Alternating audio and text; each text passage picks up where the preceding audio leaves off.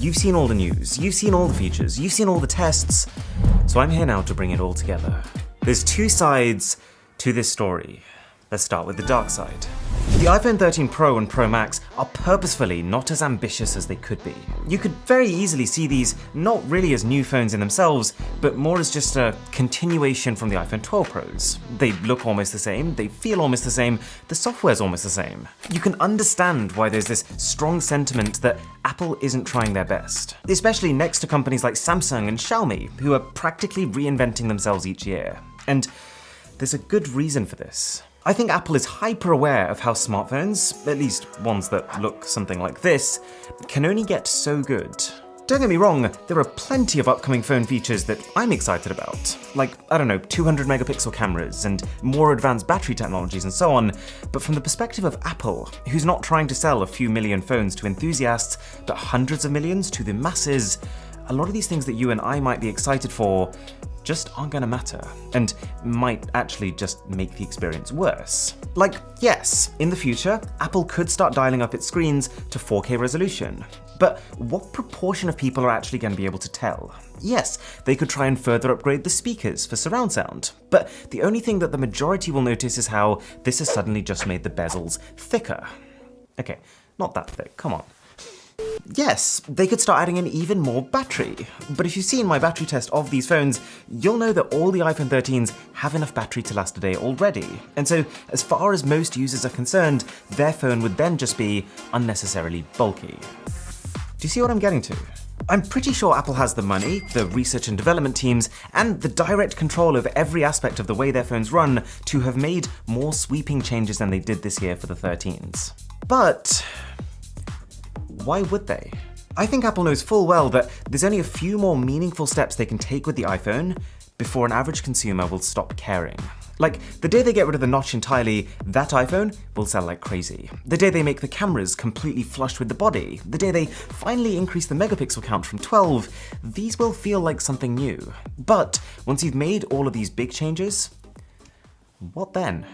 Given that an average user is now only considering an upgrade once every 3 years, and that current iPhone users are probably going to be buying an iPhone next anyways, as long as it's better than their last one, Apple has very little incentive to rush getting these features onto their phones. I'm not saying technology's dead, at all, but these iPhone 13s have solidified this idea in my head that Apple is well on their way planning out their next landmark product, probably something to do with augmented reality, and that the importance they're going to give to their smartphones as the main desirable product is going to start to fall.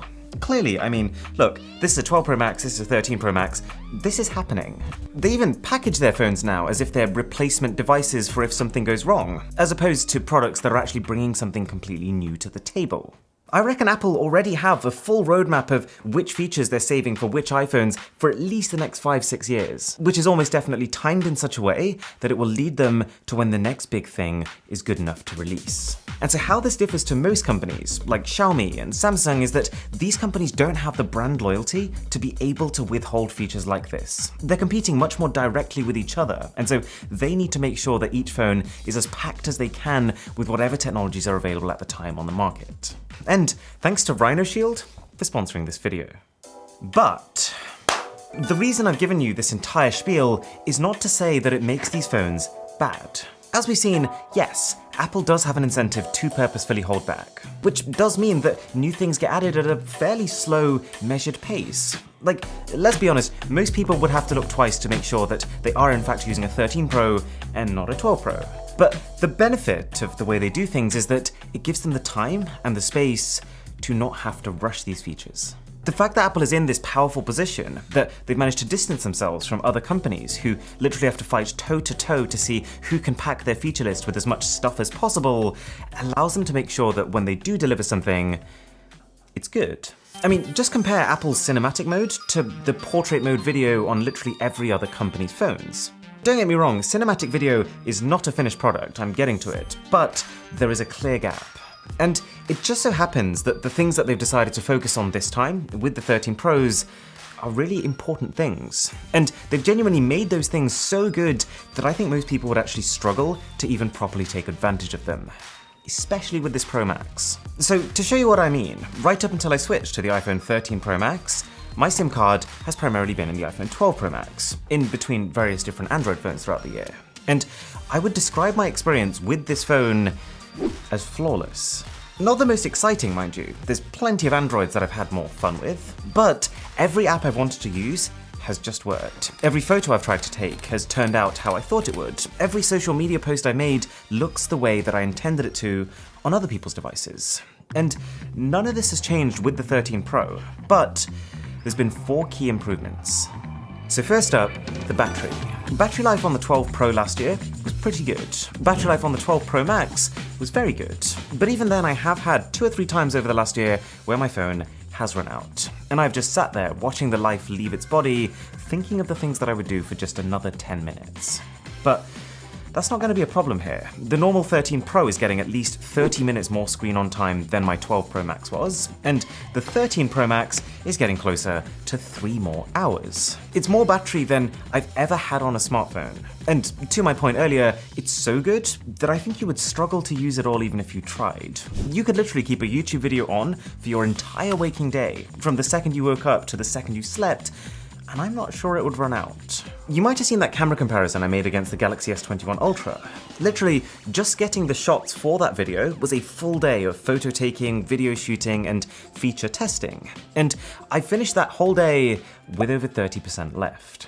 Speaking of which though, 55.2% of you watching right now are not subscribed to the channel. So if you are one of those, totally no pressure, but a sub to the channel would be immeasurable.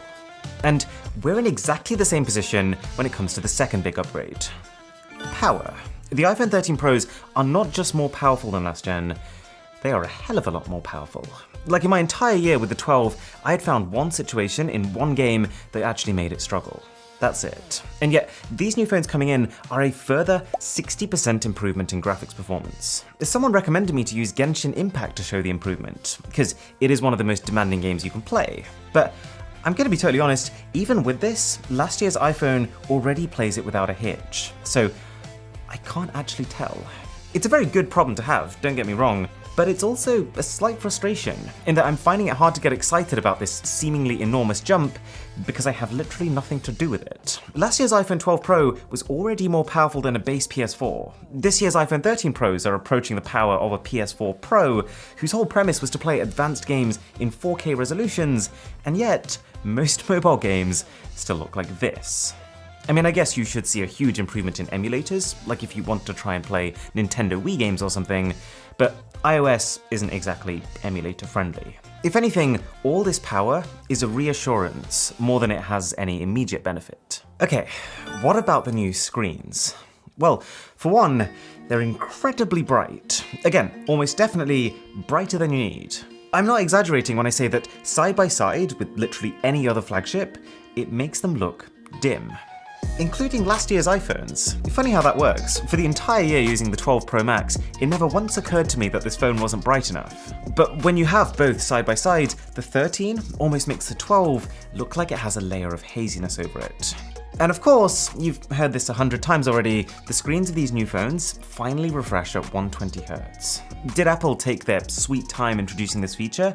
Absolutely, they're at least 2 years late with it. But now that it is here, it doesn't feel like a first generation implementation. It works more or less how you'd expect a 2021 flagship to work. The frame rate of these screens is continuously ramping up and down depending on what exactly you're doing on your phone, and based on your finger movements, what the phone thinks you're about to be doing on your phone. They do this to save battery, and I've seen a fair bit of conversation online about how Apple is a little too aggressive with this, especially in third-party apps. Or in other words, Apple is switching down the frame rate to 60 in some situations where really it should be at 120, but I haven't personally noticed it. The only thing that I would say is that Samsung's 120Hz, while it is the same level of fluidity, it can feel a little faster thanks to higher scrolling speeds that take advantage of it. We also do have a smaller notch on the front, but to be honest, after my first 30 minutes, it just became another one of those things that was reassuring to have and to know that I have, but I wouldn't be actively noticing it because it is still a sizable notch. The cameras, though. This is where Apple has really focused its efforts this time. Probably 50% of the improvements to the iPhones this year are camera related. And if you think about it, the fact that they're also so much bigger makes them also the biggest design change. But Like with a lot of things on this phone, I think that an average user might struggle to realize. And it's not because they're bad, they're really good cameras. It's just yet another example of how Apple's past phones were already able to execute the experience that they wanted to create. Meaning that by the iPhone 11s, I think Apple already had a really clear idea of what they wanted their images to look like. And their phones were tuned really well to be able to achieve that. So with these new ones, even with supposedly much better hardware, the main difference for you is really just what I'd call a slight neatening up. A little bit less graininess, a little bit more brightness, a little bit more background blur. Nothing about taking normal photos, videos, slow-mos, or portraits is hugely exciting to the untrained eye. That said, I need to clarify, if you are all about those little refinements, then these cameras are technically very impressive. I kid you not, this 12 megapixel iPhone camera almost consistently gets more detail in than Samsung's 108 megapixel one, assuming you're both on auto mode. And it doesn't matter if you're shooting portraits in broad daylight or 4K video in low light, it never seems to mess up or have weird software artifacts. It is continuously good. But at the same time, it's rarely exceptional. Even though these iPhones are in the top bracket for most aspects, if you break each specific type of scenario down, they're very rarely the best. It's obviously an active decision that Apple's made for their cameras to just be a well-rounded experience as opposed to specialist cameras. And there are times when that's a real plus, like sometimes when I'm putting these phones side by side with other smartphones that can barely handle low-light video, for example. I'm very grateful of that. But equally, I am now also testing a phone that I can't talk about yet, but it absolutely obliterates the 13 Pro in nighttime photos. I think this intense focus on authenticity is also why I don't really find myself using the new photographic styles feature. Not because it doesn't work, but more because it doesn't really change the style. It shoots photos in the same style, just with slightly adjusted parameters. Hey, Vivo did styles properly. Like in their last phone, if you saw my video on that, you had a whole bunch of very distinct, very visually different photo themes to choose from. That I would have loved to see on an iPhone. Okay. There's something I want to say about cinematic mode, this new professional style video that all iPhone 13s can take. What's really interesting about it is that this is one of the first times that Apple has released a half-baked feature on their phones. While it is definitely ahead of what other phones are doing in this field, it's also very clearly not there yet. And so, whilst it isn't what I'd call a key reason to get an iPhone 13, I do think it's on track to be something huge. It reminds me a lot of how portrait mode first looked when that came out, like 5 years ago. Slightly wonky detection, soft edges, etc. But look at where portrait mode is now.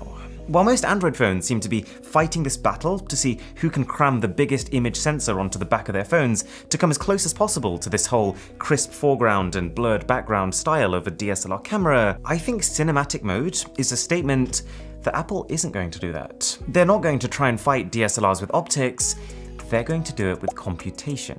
And the fact that Apple has made this feature entirely separate to normal video, combined with what we know about Apple's strategy of less features but more emphasis on those features, makes me almost certain that this is going to be a game changer. That sometime in the next couple of years, they will walk on stage and announce Cinematic Mode 2.0. It'll support 4K resolution, it'll use the LiDAR sensors for better edge detection, and they'll have spent millions of man-hours using machine learning to make the blur as realistic as possible. And bam! All of a sudden, for every single casual creative on the planet, who's going to want to carry around one of these? It is exciting, but yeah, not what I'd call a selling point in its current state. Now, I do have nitpicks. The Pro and Pro Max are incredibly dense and fairly uncomfortable to hold. I don't understand why, even with the smaller notch, we still have no option to see our battery percentage in the top. The lens flares you get when pointing the camera at bright objects are distracting. It would have been nice to see a fingerprint scanner for when we wear masks and can't use Face ID. How the notch on the smaller 13 Pro is just a tiny bit too deep and cuts into videos even when you don't full screen them. Also just a couple of little bugs, like what on earth is happening with Instagram right now? But in the grand scheme of things, these are not big complaints. The things that Apple has focused its efforts on this time, battery, power, display, cameras, they are pretty much the 4 key pillars of a phone. And so the fact that they're not just pretty good, but abnormally good here, with potentially the exception of the camera, whose improvement will feel anywhere from game-changing to negligible depending on how much you obsess over the details, makes these phones really tough to argue against.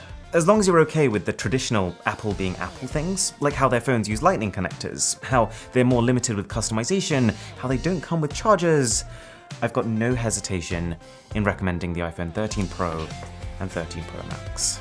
I got them the wrong way around, but you get the point. iPhone 13 Pro Max.